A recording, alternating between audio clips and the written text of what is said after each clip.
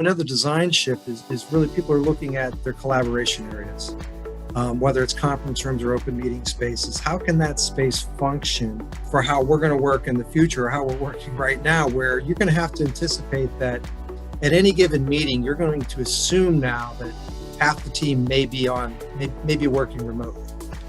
So those meeting spaces need to be very flexible, very user-friendly.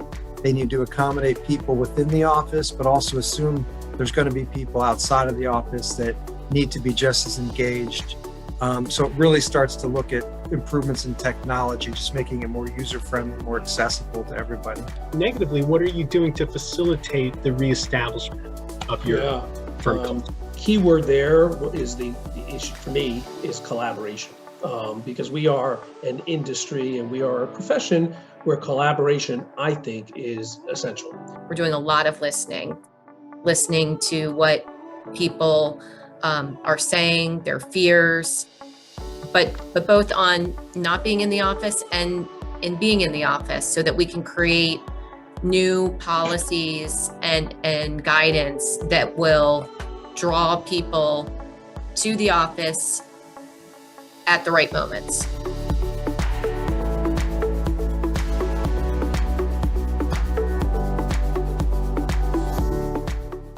Welcome, everybody. We're very excited to dive into a conversation today about innovation and evolution and how that will guide firms back into the office. Today, we have some very distinguished industry leaders in the legal sphere in the Philadelphia area joining us today to talk about this topic. A little bit about TenantTalks at the outset. I want to mention TenantTalks is a global nonprofit speaker series focused around topics and ideas to improve office environments and the ways office design is impacting how organizations function today and in the future. Featuring speakers from various industries, disciplines, and locations across the globe, our purely educational events bring leaders together for an opportunity to discuss their personal experiences, challenges, and ideas around the use of the office and the involving ways that we work. So today our conversation is going to cover a wide range of issues. We're going to talk about law firm culture. We're going to talk about employee mental health and wellness. We're going to discuss the future of office scheduling and how agile and flexible those are going to be, office design improvements, and I think the big topic I'm looking to dive into is maintaining firm culture and reestablishing firm culture. One more thing I want to mention is that we have a charity that this event is affiliated with. At the end of the webinar, each attendee will receive a post-webinar survey. And if you write a short review, we will make a $5 donation to Alex's Lemonade Stand. They are our charity for the event. So just briefly about me, my name is Justin Henry. I'm a reporter with the Legal Intelligencer and ALM Media, and I cover the business of law of Philly area and the Pennsylvania market legal firms. Today, we have three panelists joining us. I'm going to let them introduce themselves, their role at their company. And I also asked them to, as they introduce themselves, kind of talk a little bit about what challenges brought about by the pandemic have impacted your firm's need to innovate and evolve the most, kind of kicking off things that way. So Vince, why don't we start with you? Good afternoon, everyone. Justin, thank you for inviting me to join you today, and thanks for sponsoring Alex's Lemonade Stand. I think if there's one thing with this pandemic that I really do miss is the day that Alex Lemonade Stand hosts different stands throughout the city, and I really miss their lemonade stand. So let's all keep our fingers crossed that might be something returning to all of us in the city in the fall. So I'm Vince McGuinness. I am the president and managing partner of the law firm Cozen O'Connor, which we are home based in Philadelphia with 30 offices across the US, Canada, and in the UK. My job is as the managing partner is to manage the operations of the firm, but that was my full-time job until March, when they added a second full-time job, and that was chairing our COVID task force, and really continuing that effort up till the current present date, and probably in the foreseeable future as we transition through the pandemic as well as post-pandemic. You asked me to chat a little bit about the challenges, and there's so many. I guess we could talk for several hours on the challenges, but I'll just segment it into three areas. Challenge number one that we had to get our arms around was firm operations, because the impact of the pandemic on our day-to-day operations was dramatic. Everything from technology, making certain that every single employee had the right type of technology, to training of all of our employees, many of whom never worked remotely or at home, to make certain that they did move at home, they had the right workplace to work at home, that they were safe and comfortable in how they continued to do their day-to-day tasks, to be educated and sensitive to cybersecurity, which we are always worried about, and to make certain that they are taking the right protection working remotely that requires a whole heightened awareness than you would not have had in the workplace. And then maintaining good internal communications. You know, what we communicated in before pre-pandemic changed completely post-pandemic. How we contacted, how we connected, because we didn't have those in-person connections, it was so important for us to maintain a regular type of communication, but at the same time address and manage what I would call the infodemic of just being deluged with too much information. Because, you know, today we all get a lot of information from many different sources. What we didn't want to have happen is that our firm was inundating our employees as well, that important communications would become white noise. So that management of that type of communication stuff, Justin, was a challenge. Second big challenge was in the area of finance, just to make certain that our financial operations continued and the health and well-being of our firm continued. And that meant upgrading again and educating our people how to work remotely. I think I shared this story with Jeremy, how we had a program that was called paperless pro formas, basically paperless bills, that about 10% of our lawyers were using pre-pandemic. Our lawyers were in love with paper. So paper bills were the thing that they liked a whole lot pre-pandemic. Post-pandemic, that didn't exist. And we moved everybody to do electronic billing, so that we have well over 95% of our lawyers now using paperless pro formas that we send out. So it's a major shift. And I guess the last area we're going to talk about this whole lot is firm culture. You know, the sustainability of the type of culture that we had in place was such a major challenge and continues to be a challenge to this day. Make sure that we have the right work-life balance in place. Make certain that we are sensitive to the impact of the pandemic on women and employees of color who have had a significant impact with navigating through the pandemic. So those would be the three big challenges that we focused on. Thank you so much, Vince. And we have Sarah on the panel as well. Sarah, would you introduce yourself? Sure. I'm Sarah Bouchard. I'm a partner at Morgan Lewis, and I serve as the office managing partner of the Philadelphia office.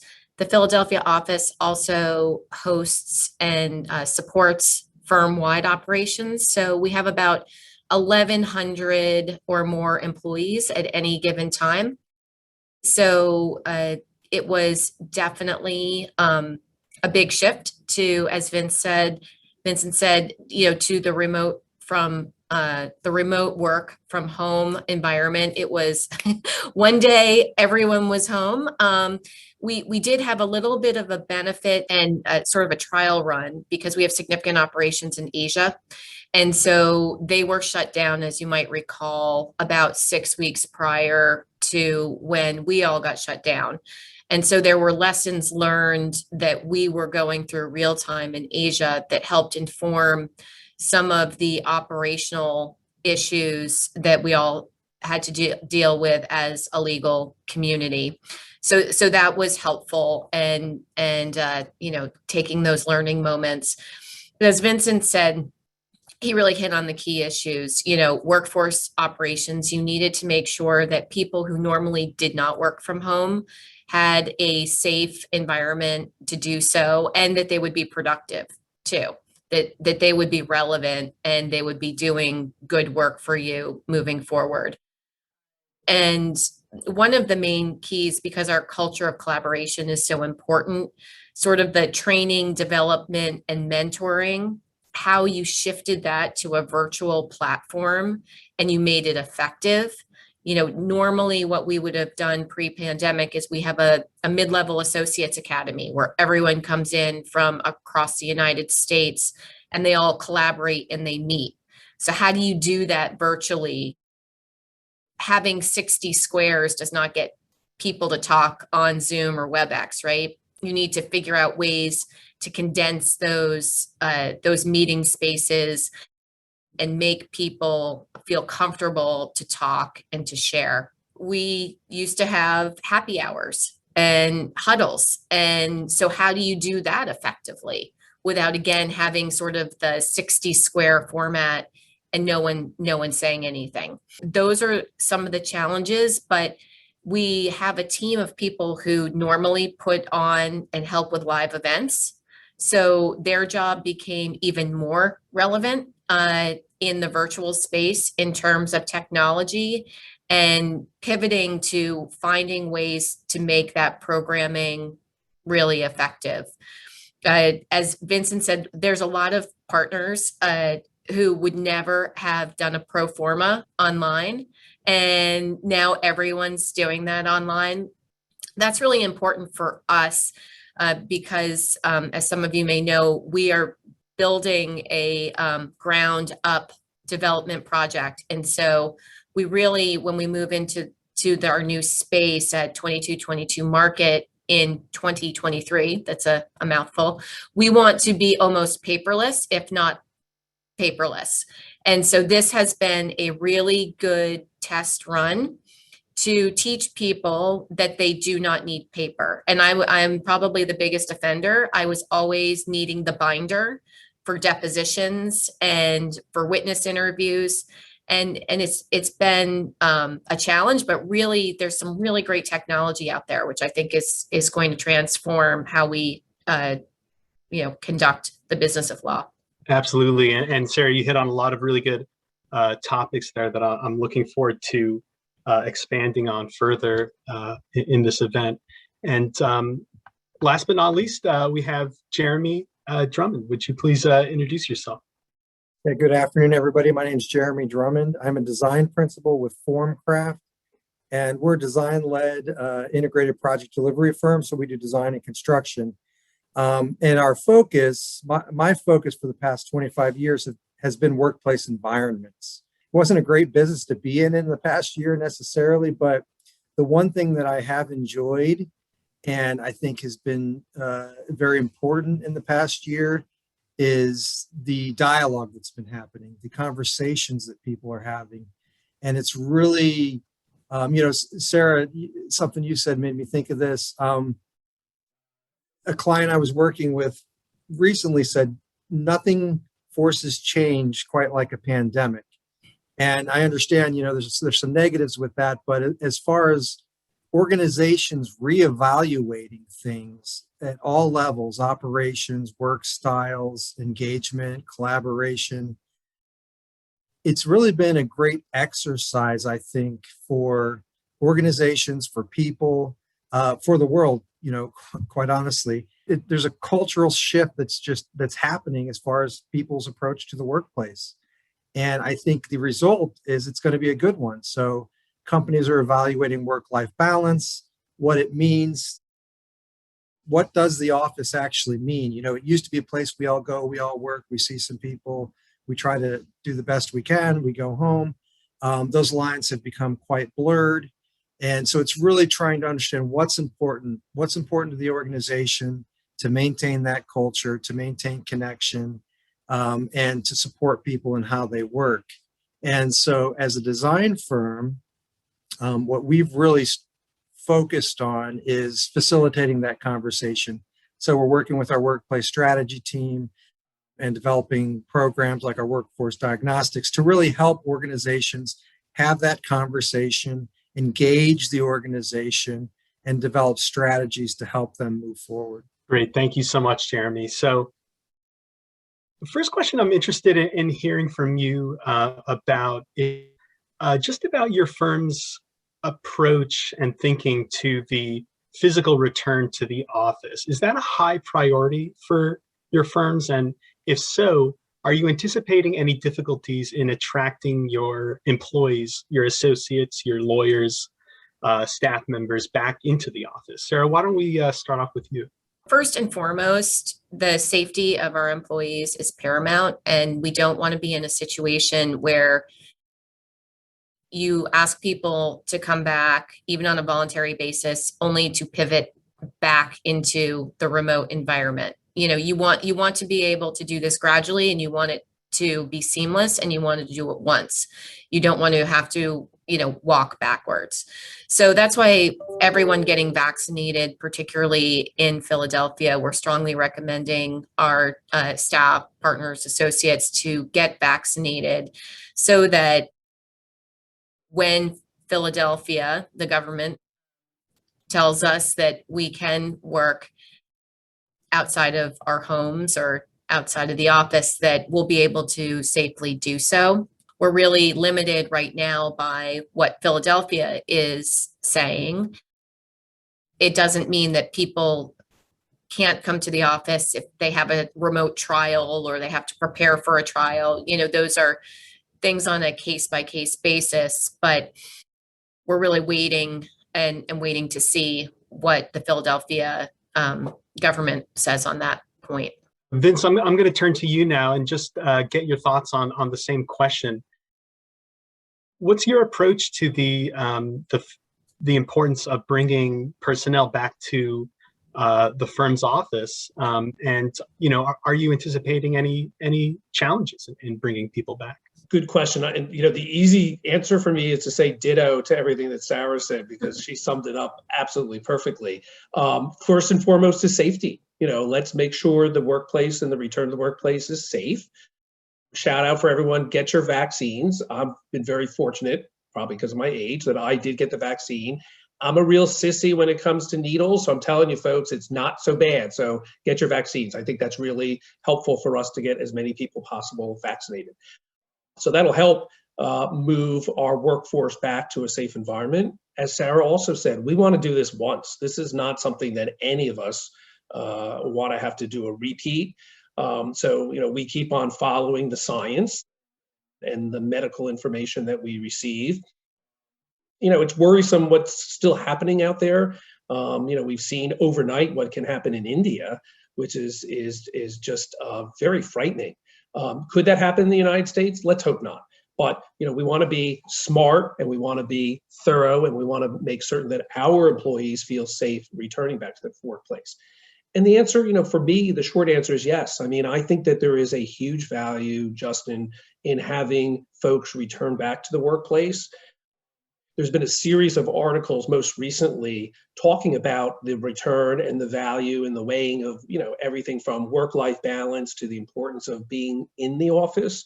There was an AmLaw article that was recently talking about the special bonuses and retention of associates. And even though that was the central topic, they talked a whole lot about saying that, while good compensation is very important, whether it's bonuses or fixed compensation for your associates, it's more than just that. You have to have a safe and comfortable workplace and a well-rested workforce in order to get maximum productivity. And they talked about how many folks are looking forward to and really miss the connections with their colleagues. They want to have some meaning with the work that they do. They want to make certain that they get the right support with their career and with their professional development. The ABA also, I think it was this week, Sarah, you might know this even better than me. I think they just came out with a survey that was conducted in the fall, 4,200 members. And one takeaway from that was that 70% of the people surveyed actually said they miss people in the office. I'm hoping that some of my coworkers that were talking about me, but I won't be that audacious to think that, but 49% also said that they felt disconnected and isolated working remotely. So, it's all these balances that are really important to address some of those concerns with working remotely, but at the same time provide that good work-life balance that, Sarah, myself, and Jeremy all strive to achieve. Jeremy, I'd love to hear from you on this point, just about how law firms and maybe companies more broadly are designing their offices in order to attract folks back to the office. That's been one of the interesting conversations that is being had. A lot of people ask me, because I design workplace environments, what has changed from a design perspective? And it's funny because planning strategies and strategies in general, as far as your approach to the workplace, are changing, but much of it's protocol based, right? And policies that are being implemented by organizations. So the design, while the shape may change a little bit, generally you're still going to have the similar programmatic features like offices, workspace, collaboration areas. They might change and shift on how they're being used, but generally people are talking about protocol changes and policy changes, whether it's a flexible work environment or a more agile workspace. So a lot of clients are considering having non-dedicated space. There are some law firms are considering that. Generally, I'm not sure that that's a great model for law firms right now. But I think most of the legal clients that I work with and am speaking with, they're certainly evaluating standardization of office sizes even more than they have in the past. And, attorneys may be having multiple offices at multiple locations. And it's, it all goes back to the utilization of the space. What makes the most sense for what we're trying to do now? And if we're acknowledging that we're going to have a hybrid workforce within our organization, then how can the space respond to that? And then also, one of the, another design shift is really people are looking at their collaboration areas. Whether it's conference rooms or open meeting spaces, how can that space function for how we're going to work in the future, or how we're working right now, where you're going to have to anticipate that at any given meeting, you're going to assume now that half the team may be working remotely. So those meeting spaces need to be very flexible, very user-friendly. They need to accommodate people within the office, but also assume there's going to be people outside of the office that need to be just as engaged. So it really starts to look at improvements in technology, just making it more user-friendly, more accessible to everybody. Jeremy, how much do you think COVID era health guidelines and protocol are going to factor into the future of in-office firm designs? I mean, do you think that we're going to see, floor plans that accommodate social distancing into the future? What are your thoughts on that? Yeah, no, I think so. So those are planning strategies that are certainly being discussed. I don't think so. Where we're headed is not global design changes like we may have thought 10, 12 months ago. That's not necessarily happening, but yes, people are having that conversation. As far as work settings, you want to understand the orientation of the work settings. The spacing, you want to evaluate that. That's important. And then, of course, there's mechanical air distribution things that are happening. I do anticipate within the next year or so, we'll see some new codes that start to speak to that. But as far as the health and wellness, one of the most exciting things about what's been happening in the discussion that's ongoing is not that it wasn't a priority, but now well-being, health and wellness, well-being have really moved to the top of the list. Which is great because the focus has shifted to the people, to the actual people. A lot of people talk about culture, how important and inclusive they are, how important the people of the organization are. And that's really moved to the top of the list, which I think in the end is going to be a great topic and really enhance how we all approach work. Gotcha. So I believe it's time for our first poll question. And this is not something that I mentioned at the outset, but I'm going to mention now. At this time and one other point in this event, we're going to pose poll questions to the viewers to participate and answer in with their response to a multiple choice question. So the first question is, what is the biggest issue you've encountered working remotely? And you can see a list of potential answers you might have listed there below. And once the results come in for that real time, I will share them in due course. My next question is going to touch on the topic of mental health. I'm specifically interested in hearing from the panelists about mental health as it pertains to training younger associates and making sure that they have the resources that they need. So I'm gonna start with Sarah with this one. Is mental health as real a concern for your associates as is safety from exposure to COVID-19? And if so, how are you planning to alleviate the causes of stress? So I guess I would say that safety and mental health go hand in hand, right? So if someone is fearful about getting on mass transportation to get to work, that's obviously going to be a mental health issue. And we need to make sure, and working in conjunction with the city, that our mass transportation and the means to get people to the workplace safely is paramount. Mental health is really an issue. I think, as I was describing, Justin, when we were talking about this conference, there are different segments of the employee population that have different concerns. So we have associates that live by themselves in small apartments.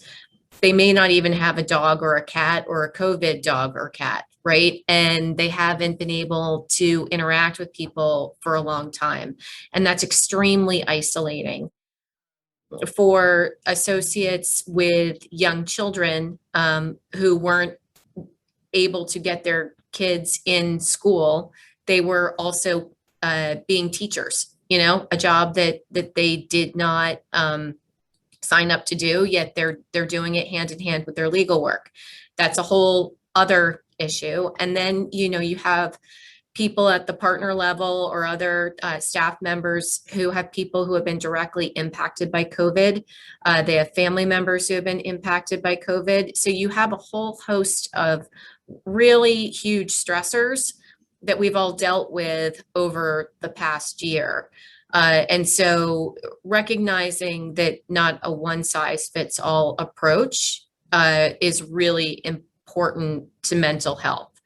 The person that has someone who just, had a family member die of COVID has different needs and mental health concerns than someone who is isolated in their apartment. And you have to look at everyone's situation on a really individual basis and make sure you're checking in. I'm feeling very hopeful now that the spring is here. You're seeing a little bit more activity outside. So it does feel more hopeful, but I would say last year around this time, it was sad.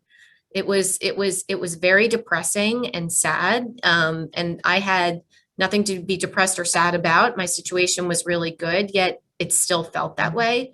So hopefully, as we continue to move out, people will be in a more positive place, and we can continue to support each other. Such a good point about mental health and physical health really intersecting in so many cases.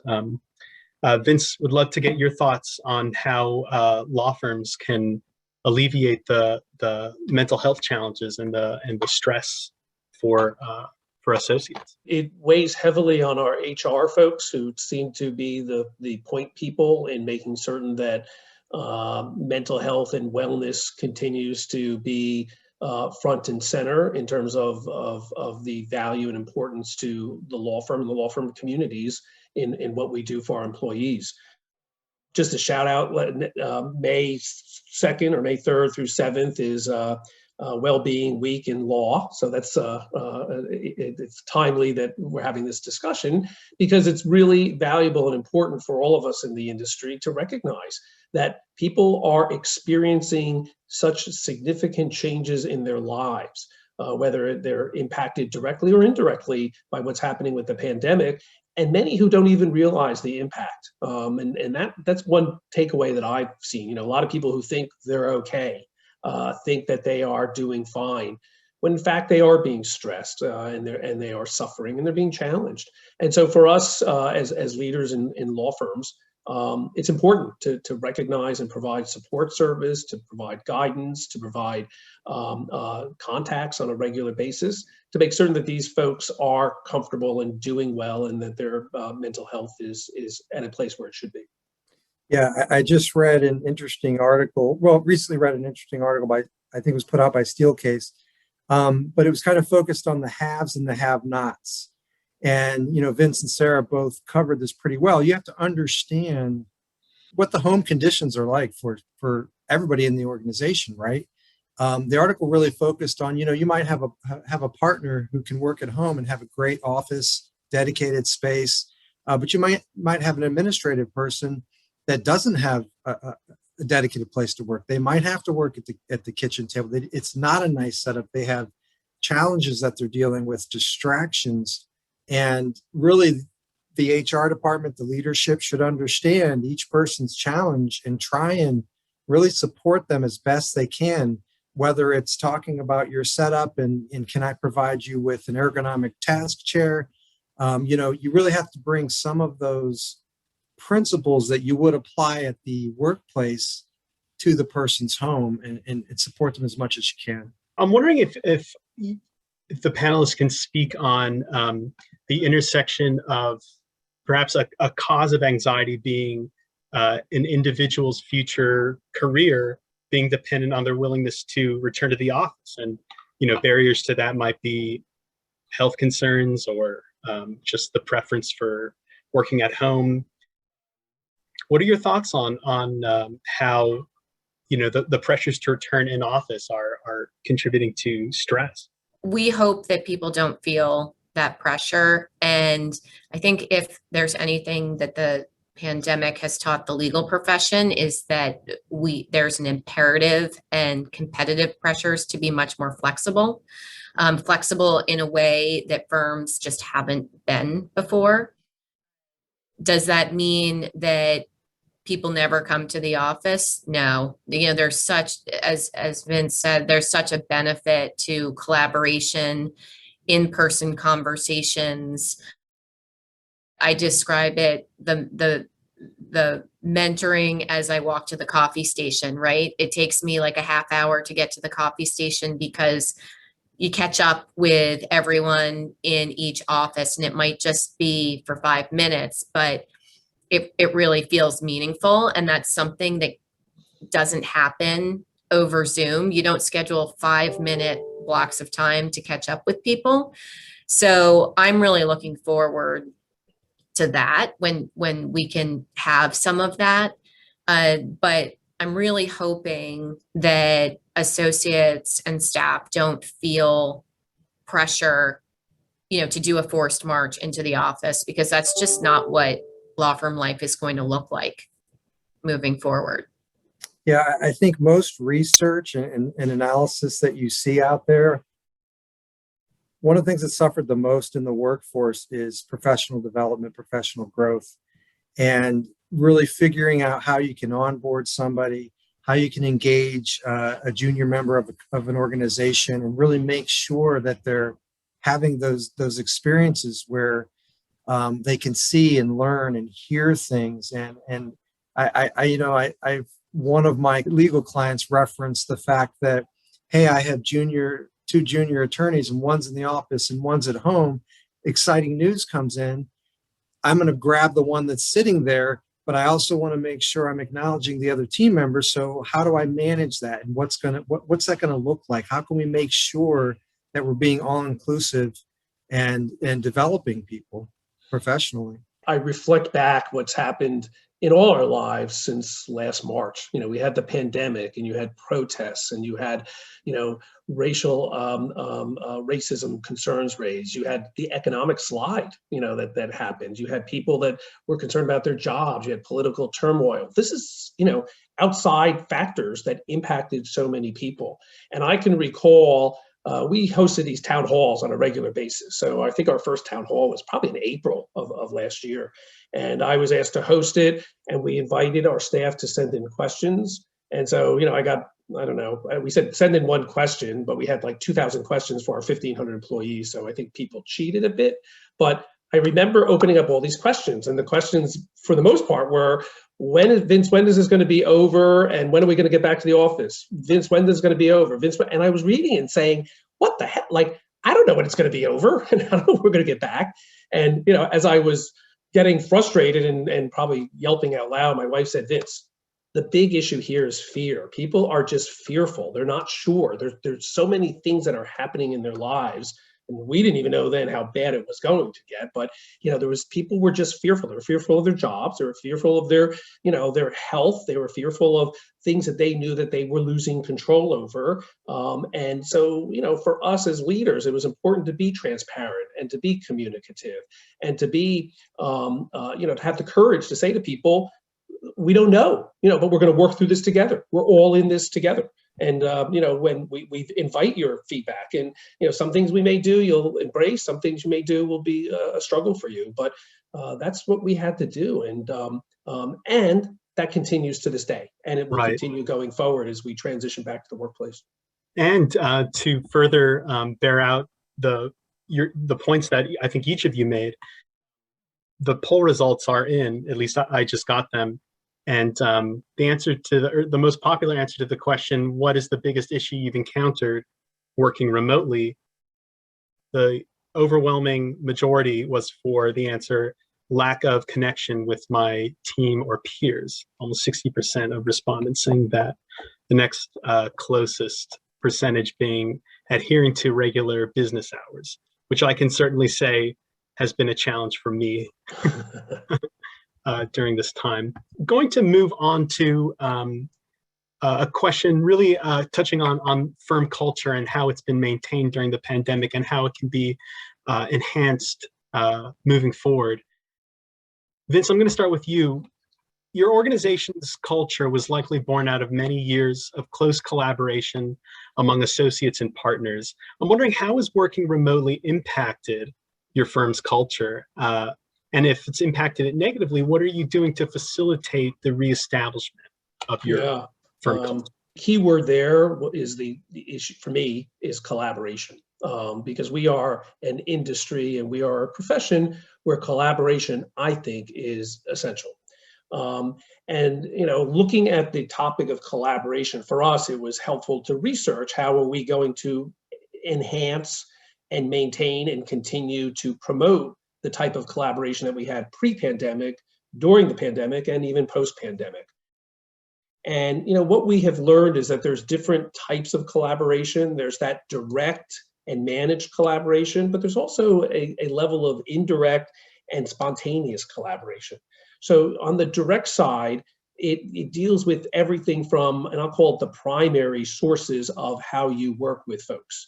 That may be the practice group leader with whom you work on a project, whether it's a transaction or if you're working in litigation, you'll be reporting up to someone who is senior to you as a younger attorney, or people on a support team, and you will have daily interfacing, daily connection, daily sponsorship and mentorship and training. And that's a significant part. And interesting, when we've done some surveys, actually, some of our younger lawyers say, oh, that is fine. Actually, I get better communication now through using Zoom and more access to more senior folks, which is a plus with collaborating. Then there's that secondary level. The secondary level is the type of collaboration that you'd have, maybe peer-to-peer training that, I can remember when I was a young lawyer, and the first question I was asked as a young lawyer is, Vince, we need you to prepare a precipice on this case. And I was like, sure. And I walked out and was like, what the heck's a precipice? So, I went to Elaine Rinaldi, who was my go-to, and said, Elaine, what's a precipice? And she, I figured it out, and it was the most simple thing in the world, but, I didn't know what it was. But that's peer-to-peer type of training that we don't see happening as much through the pandemic that we did when you are working together and you have that type of spontaneous interaction with people. And then the third level that we learned is really important, and this comes from sociologists, this isn't me, is what they call weak ties or moderate ties. And there was a fabulous article a couple weeks ago in Atlantic magazine that talked about weak ties. And these are just folks that you deal with on a regular basis who you have interconnections with. And it's not formal collaboration, but it's your connections with these people, whether it's the security guard or whether it's a coworker who you don't work with on the elevator, or there's a whole host and range of people who we connect with regularly that sociologists say that has completely evaporated. And what that does is that impacts your ability, particularly in the workplace, to exercise good judgment and to see different issues and to have new ideas and to be creative and innovative. And that's very critical, from my view, for our younger lawyers who crave and really do deserve the type of professional development that they need. So for us, we look at each one of those levels of collaboration and we try to design ways to respond, whether it's having mentorship programs, sponsorship programs, which now have become very important, whether it's to broaden our wellness initiatives to make sure that people are reaching out and connecting. And for us, it's this journey is helping us make certain that we keep in place those types of connectivity so that when we leave the pandemic, we can continue to grow and have a robust exchange with all of our employees. Sarah, I'd love to hear from you just about how Morgan Lewis adapted its firm culture to the virtual space and how you see that evolving moving forward. So before the pandemic, we had 4 pillars of wellness generally that focused on community, physical wellness, mental well-being, and sort of intellectual, wellness to round it out. And so what we tried to do is we tried to take those pillars, not focusing as much on, the intellectual one, except, scratch that. We actually did do something with that. But we tried to make some of those things in a virtual format. So we have a connection with some trainers that do physical fitness classes. And not only physical fitness classes for staff and attorneys, but they also do them for kids. So, imagine last year when everyone was devoid of sports, at the high school and middle school level, we had some programming associated with getting people to move. We have contests because we're always into contests in terms of whether it's for a charity. We are going to be participating in the CHOP 31-day challenge in May. And that's a wellness challenge that promotes CHOP and gets everyone moving in the same vein. In terms of community and engaging, sort of the intellectual scope, we had a book club on the book Evicted, which focuses on evictions and sort of the landlord-tenant issue, and how that comes in and presents some key societal challenges. And the book is really hard to read because it's so powerful. But we had a really great book club discussion about that. And then finally, sort of in the terms of mental health, we had meditation breaks every day that you could participate in terms of how to breathe, how to focus on those things, and tips on mental health. So maybe it's too much information, but I think we'll err on the side of too much information to make sure that everyone is holistically covered. Yeah, absolutely. And Jeremy, anything to add here from a design perspective, maybe about what role design plays in facilitating a cohesive firm culture? Unfortunately, I think most people would agree culture across organizations has suffered significantly over the past year, and some organizations have handled it better than others. But what I like to talk about and where I like to focus is moving forward. As we move into a hybrid environment, potentially, I like to talk about the office. What is the purpose of the office? What is the purpose of the workplace? And I think culture, we all agree, is a big part of that. So when it comes to the messaging and the communication back to the employees, I think culture has to be part of that dialogue, but also leadership needs to understand what is the purpose. Why do I need to be at work? What's the goal of me coming into the office? And really have clear messaging for that. And like I said, culture is going to be that topic, because you can only maintain that so well virtually, in my opinion. The environment that you're in, a well built workplace should represent the ethos of the organization in the built form, right? So as you move through the space, as you arrive at the space, and as you interact and collaborate in the space, it should all reinforce the values of the company, of the law firm, sort of the approach to the culture and who we are and how we work. And you feel it. And that's what people are missing. Vince, Sarah mentioned organizing around charity events and events to support local community partners. I'm curious to hear from you if you see the possibility of an increased emphasis on similar group activities, maybe softball games, other kinds of charitable work, to reestablish that firm cohesion.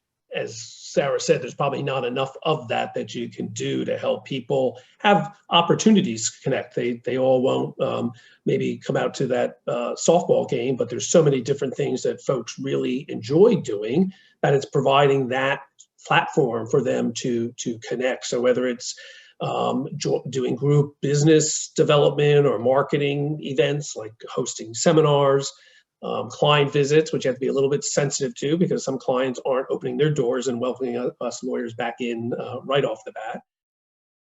Pro bono is a terrific way for people to work as a team and represent those who are most needy today and can use our services as lawyers. So there's so many different platforms that we can provide. And we're reaching out to two different constituencies, Justin. And when you and I chatted, one struck me as home. The first constituency are those people who were with us pre-pandemic, that know the firm culture, that know the firm organization, that know people in our organization. So those we kind of can address, I don't say easily, but that's one constituency. The other, it's what you shared with me, is people who changed their jobs in the middle of the pandemic, people who are brand new to our organization that haven't met anyone at our firm. And, after you and I chat, I went back to see how many laterals have we hired. And I think of, Sarah, when you were talking about that mid-level academy that you have, I was thinking of our summer associate program. I don't know what you had, but, hold a summer associate program virtually and try to have these kids who are in law school, I get to call them kids, I guess, because I'm old enough, but, to understand your firm culture and who you are, and for them to make an important decision about joining your organization. I don't know how we did it. They did it, but, it wasn't easy. But that meant to be thoughtful and creative and innovative and try new things, because these are all like you joining, changing your job in the middle of the pandemic, Justin. We had a whole bunch. I had no idea the number. And that's going to require us to take different, deploy different types of strategies to reach out. So that's a long-winded way to answer your question. Yeah, we're going to have to be doing a whole lot more come fall. Yeah, absolutely. And so with about 12 minutes left, I think it's time for our second poll question for the viewers, which is, are you considering any of the following? And the potential answers are in-office features. So are you considering any of the following? And I will read back the results for that in real time here. I'm going to turn to Jeremy for this question. Curious to hear from you, Jeremy, about what you're hearing from firms and maybe businesses more broadly, just about the range of options that their employees can expect when it comes to their work schedules. Is there flexibility around that? And just what are the range of opportunities you're hearing about? I work with a lot of different industries, right? But there are common themes, certainly, as far as looking forward. And generally, most organizations are considering some type of hybrid, flexible strategy moving forward. And it's going to vary greatly And I think, as Vince and Sarah said, it's right now it's sort of a phased thing because you only want to do it once. To Sarah's point, you want to get it right, but you also have to be flexible. So following the CDC guidelines and things like that are going to be imperative because it allows you to be nimble, right? Ultimately, it has to be a strategy that's rooted in engaging and understanding your employee base and the organization because it has to work. You know, it has to satisfy the company's goals. It needs to address the culture, the collaboration, but certainly just the business goals have to be met. So it's a different way of working, certainly, but I think we've all had time to digest and understand what works, what doesn't work. And by engaging the organization through surveys, dialogue, town halls, you should have a good understanding of the pulse of the organization, what's going to work for leadership, but also what's going to work for the employee base to make sure that the company's still moving forward. And so turning to Vincent and Sarah now, curious to hear about, what your firm's plans are right now in terms of offering associates and other employees a flexible work schedule and just the range of options that will be available to them. Yeah, why don't we start with Sarah on that? It's definitely a work in progress, but I can say, without giving too much of a lawyerly answer, it is going to look fundamentally different than anything we've had before. And it is going to be something that's a net draw to our population. So when I say that, we really want our policies to be things that are not impediments to attracting talent, that we do things safely, but are net draws to the firm. And so we're doing a lot of listening to what people are saying, their fears, but both on not being in the office and being in the office so that we can create new policies and guidance that will draw people to the office at the right moments, not the forced march that sometimes people felt existed before. Vince, where is your firm right now, just in terms of laying out the range of options and available to firm personnel regarding their work schedules? For us too, it's a little bit of a TBD because we haven't finalized it yet, and we're getting feedback. It's funny you should ask because, right when we start formulating a policy and there's different components, it's not just being able to work remotely, but there's also, can you work flexibly? Can people work 4 days a week as opposed to 5 days a week? Can they work in the evening hours as opposed to the daytime hours? I mean, there's so many components to it that, and it was interesting this week, there was a Wall Street Journal article that a dozen of my coworkers flipped to me talking about how, of all shocks, a lot of tech startups are actually not going the route of everybody working remotely. They're doing the other way. They're saying everybody must come in. And it fascinated me that, a couple of these tech startups say, for us as a tech startup, it's so essential for people to be together and collaborate. Every single minute together is so valuable for us to be able to do what we're going to do. So, that was an extreme of, the other side from, and I see this range of people that want to be completely virtual to people, in this tech startup viewpoint of being 100% in the workplace. We're going to have a hybrid program in place. I sit back and I'm waiting for other law firms to announce it, because this is one of those times I'd say, I'm going to follow the leader here, but I think that all law firms like ours are still formulating it, evaluating it. I don't say they're struggling with it, but we're trying to come up with a plan that's right for their firms. But I think most of us will be similarly situated, that we'll have some type of a hybrid work arrangement offer to our folks. And now with about the 5 minutes that we have remaining, I'm wondering if I can ask this last question and just get an answer from all three of you.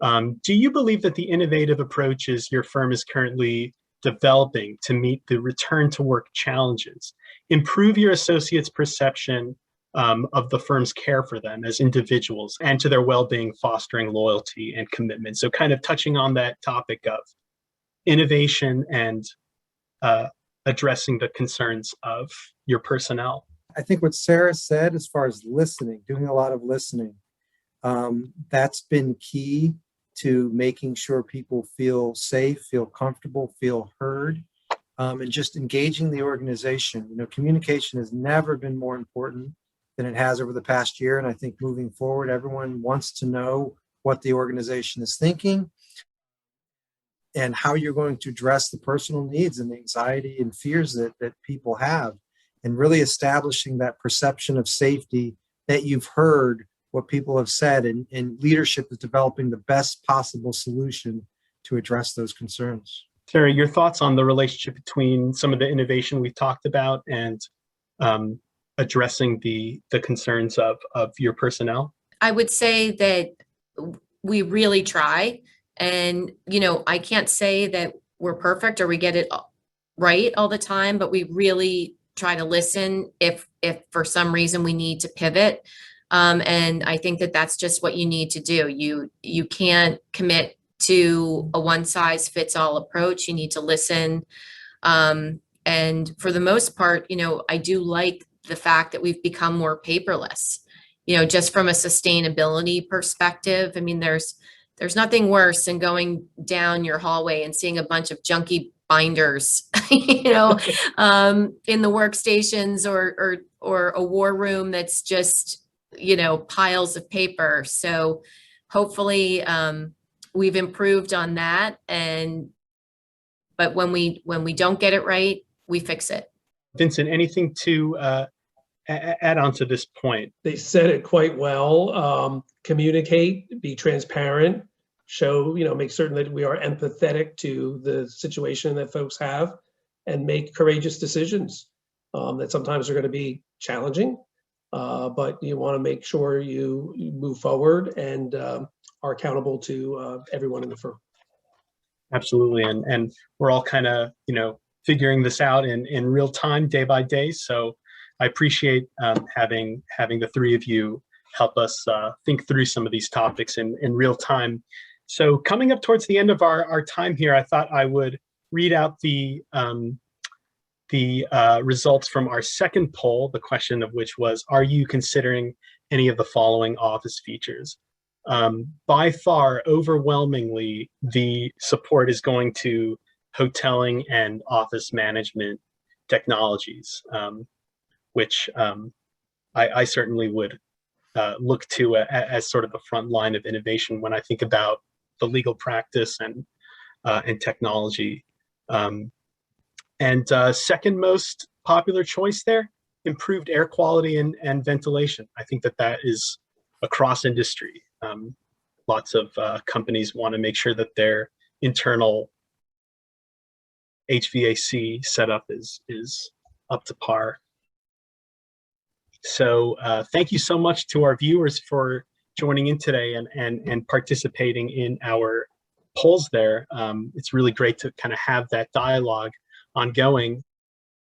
And before we wrap up, I just wanted to remind the viewers that at the end of this webinar, each attendee will receive a post-webinar survey. And if you write a short review, we will make a $5 donation to Alex's lemonade stand. So feel free to write on in with your feedback, and we would love to hear it. Thank you so much to our panelists today. Thank you for arranging this Tenant Talks, and thank you to all of our viewers. It's been a real treat. Thank you. Thank you, Justin. Thank you. Thanks, everybody. Bye. Have a good day.